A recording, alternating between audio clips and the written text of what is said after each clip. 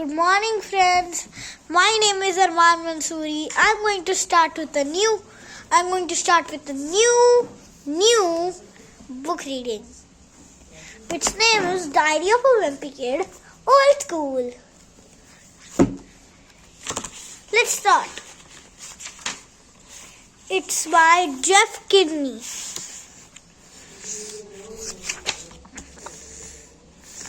It's sent to Wimpy Kid's dad. September, Saturday. Grown-ups are always talking about the good old days and how things were so much better than when they were kids. But I think they're just jealous about my generation has all this fancy technology and stuff they didn't have growing up. Believe me, I'm sure when I have kids of my own, I'm going to be the exact same way my parents are now. Now I'll read the pictures. Now I'll read the clouds. Wimpy Kid's dad is saying, when I was your age, we used our legs for getting around. Wimpy Kid is saying, yeah, whatever, Pops. Mom's always saying that when she was younger, it was great because everybody in town knew everybody else and it was like one giant family. But that doesn't sound so great to me. I like my privacy and I don't really need anyone knowing my personal business. The cloud. Howdy, neighbor. Mom says the problem with the society these days is that everybody's got their nose in a screen and nobody takes the time to get to know the people who live around them. I don't really see eye to eye with Mom on that issue though. Personally, I think a little separation is a good thing. Lately, Mom's been going around town with a petition to get people to stop using their phones and electronic gadgets for 48 hours. Mom needs 100 signatures before she can take the petition to the town hall.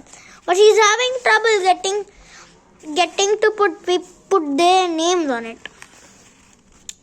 I'm just hoping she gives up on this idea soon, because it's kind of exhausting for the rest of us to pretend we don't know her. I really don't understand why Mom thinks we need to go backwards anyway. From what I can tell, the old days weren't that much fun. If you think about it, you never see anyone in those black and white photos smiling. The clouds, say trees. In the old days, people were just a lot tougher than they are today. But human beings have evolved. And now we need things like electronic toothbrushes and shopping malls and soft serve ice cream to survive. I bet our ancestors would be pretty disappointed with the way we turned out. But once somebody invented air conditioning, there really was no turning back. We've got so spoiled that pretty soon we won't even have to leave our homes if we don't want to. In fact, the way we are headed, I bet 1,000 years from now, human beings won't even have spines. Some people complain that all this technology has made us soft. But if you ask me, that's not necessarily a bad thing.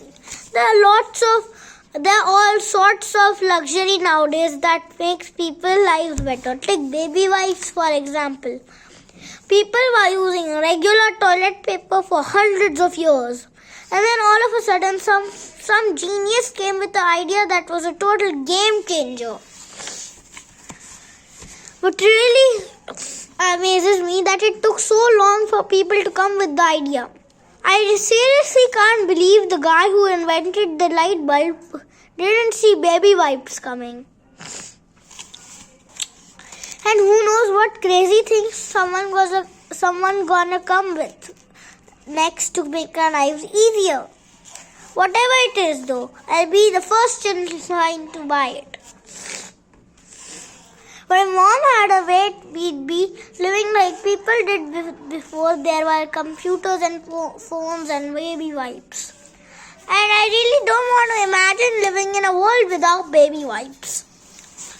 Dad says when he was growing up in the summertime, kids played outside all day until they got called home for dinner at night. Well, that's pretty much the opposite of where my summer went this year. I spent July and August at film camp, where all I did was watch movies in an air-conditioned cinema for 8 hours a day. A main reason I signed up for film camp who was because I thought it was for people who are serious about movies like me. But I found out it was really just a place where parents could dump their kids off for some cheap babysitting. The downside of spending that much time in a dark cinema is that at the end of the day, it took about half an hour for my eyes to adjust to the sunlight. The another reason I signed up for film camp was to get out of the house. Ever since we got a pet pig, it hasn't been a lot of fun being home, especially not at dinner. For the record, I think it's a terrible idea letting the pig eat at the table because it already thinks it's a human being. And the last thing we need is for it to think it's on equal footing with the rest of us. Right after we got the thing, Mom thought it would be fun to teach it some tricks. So she would give a pig a cookie when it stood on its hind legs. But the pig learned to walk like that, and it hasn't been on all fours ever since. To make matters worse, my little brother Manny put a pair of his shorts on the pig. So it's now like we are living in the house with a Disney character. Mom used to take the pig outside, but after it started walking upright, it decided it was too good for its leash. Mom was worried that if the pig ran off, we never find it. So she got a collar with one of those GPS tracking chips in it. But every time Mom put the collar on the pig, within 5 minutes it would be back off. And don't even ask me how the pig did that, since pigs don't even have thumbs. So now the pig just goes as it pleases. And who knows where it spends its time. What really stinks is that I have a curfew, but the pig doesn't.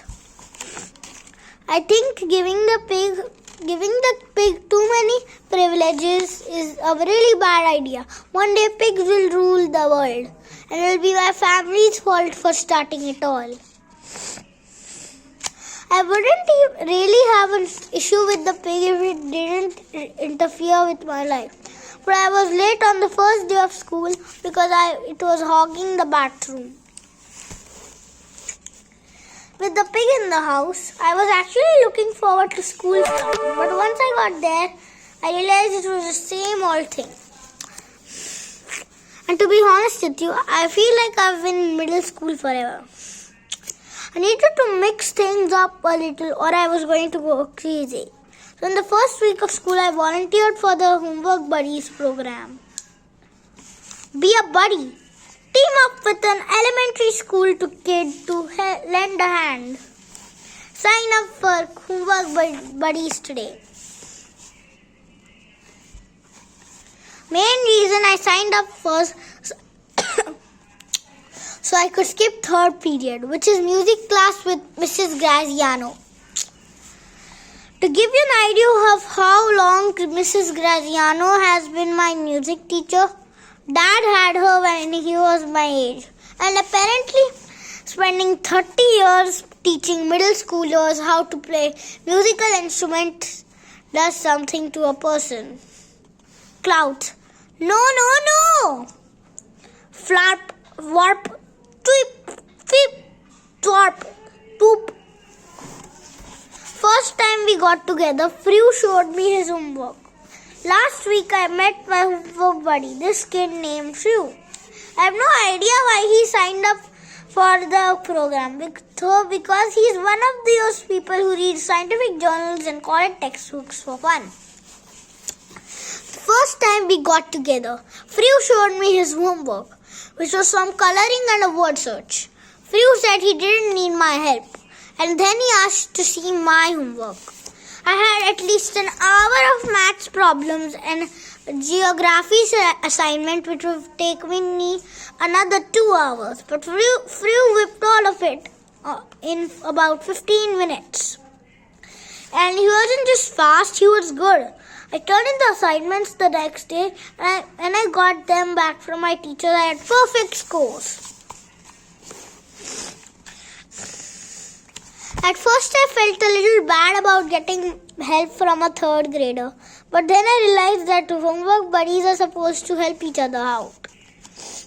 And now whenever me and Frew get together, I just hand him a pile of assessments and let him do his work, his thing. The way I see it, this is working out for everyone. My only complaint about Frew is that sometimes he's too helpful. He's been getting bored with my homework, so he started making up assignments to challenge himself. The other day, he wrote a paper and attached it to my regular homework for extra credit. But luckily, I checked it over before handing it in. Detecting commutative permeability in physics by Frew Cross Greg Heffley. For a while, I was just glad to be getting some homework help. But recently, I've been thinking that since I am the one who discovered Frew, I deserve some kind of credit if he goes on to do big things. As if our house wasn't crowded enough, now Grandpa is living with us. They raised the rent at Laser Towers and he couldn't afford to live there anymore. So Mom invited Grandpa to move in with her family. Dad wasn't so hot on the idea, but even though Grandpa is his own father, Mom says that it will be just like the old days when 3 generations lived under the same roof.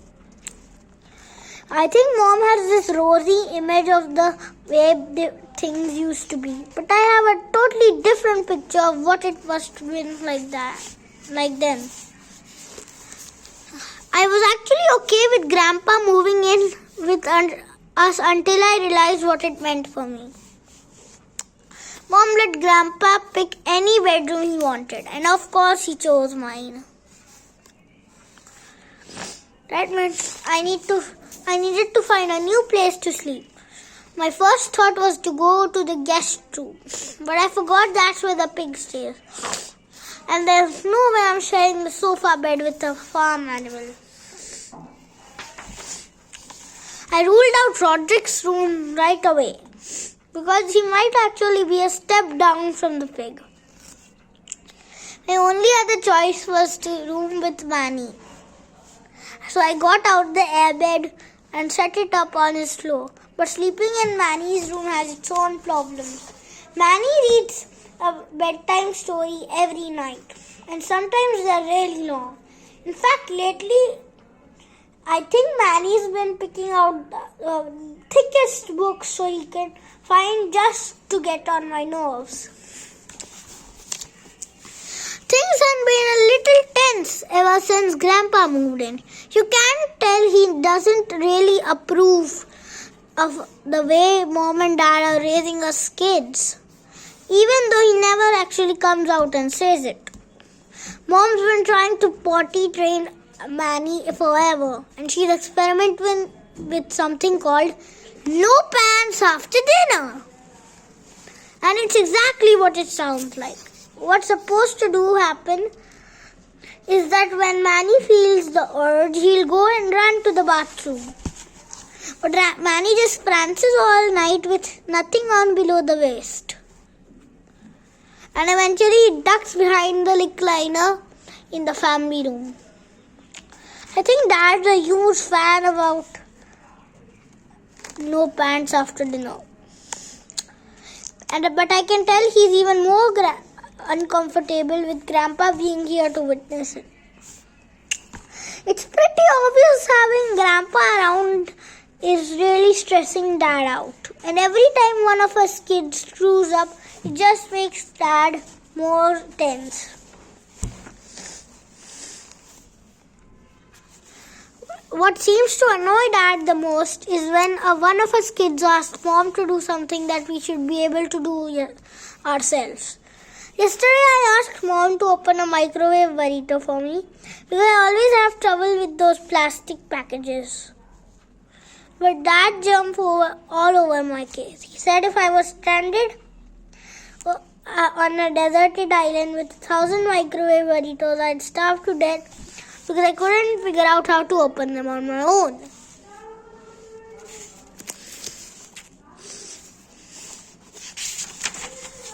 I told Dad that the chances of me getting stranded on a desert island with 1,000 microwave burritos were pretty slim. But he said I was missing the point.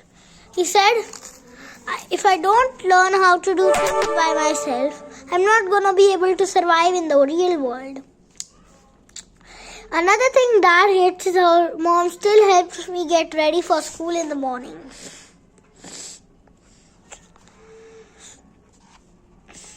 She picks out my clothes the night before and she has a chart hanging in her kitchen to help me stay on track. I guess Dad was pretty embarrassed by the chart. So the other day he took it down. But without that thing to guide me through the morning, I got the order of things all wrong and ended up wearing socks over my shoes. These days, I think Dad's just waiting for me to screw up. This morning, I forgot to put the cap back on the tube of toothpaste and Dad was ready to pounce.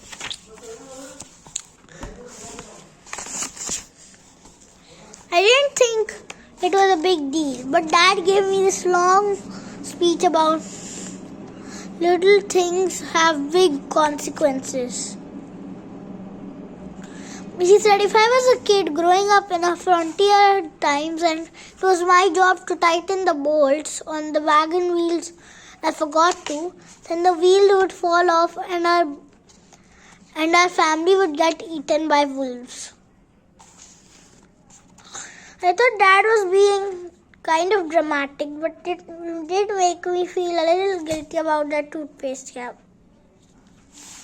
I'm not the only one who's been getting on Dad's nose. Though lately, Roderick's been getting under Dad's skin too. Whenever Roderick needs petrol for his van, he asks Mom for money. But a few nights ago, he made the mistake of doing it in front of Grandpa. Dad said that from now on, Roderick has to pay for his own petrol. And when Roderick asked how he was supposed to do that, Dad said it was time for him to get a job. But so Mom helped Roderick to go to the help wanted section of the newspaper to find him a job that doesn't require any skills or experience.